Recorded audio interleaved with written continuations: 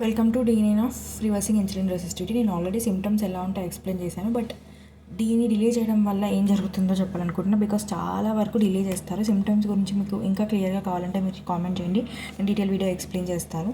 So first మీరు ఎలాంటి symptoms ఉన్నా ఈ ఇన్సులిన్ రెసిస్టివిటీ గురించి ఆర్ పీసీఓడి ఏవైనా డిలే చేయకుండా డాక్టర్ దగ్గరికి వెళ్ళడం చాలా వరకు సేఫ్ అంటాను నేను. దీంట్లో కామన్గా అందరికీ ఎక్కువ మందికి ఉండేది మెడ చుట్టూ pigmentation or hormone hair imbalance ఉండడం వల్ల హెయిర్ ఎక్కువ ఉండడము. అండ్ మెడ చుట్టూ పిగ్మెంటేషన్ చాలామంది లైట్ తీసుకొని వదిలేస్తారు. బట్ ఈ పిగ్మెంటేషన్లో డిఫరెన్స్ అనేది మనం ఎలా తెలుసుకోవాలంటే, మనకి లైట్గా ఉంటుంది, చాలా థిక్గా ఉంటుంది అనమాట. ఇట్లా పట్టినట్టు ఉంటుంది మెడ పైన, ఇలా గీస్తే మనకు తెలిసిపోతుంది. ఇట్లా చెత్తలాగా చాలామంది అవి ఇవి పూస్తుంటారు. బట్ ఇది బాడీలో తయారవుతుంది.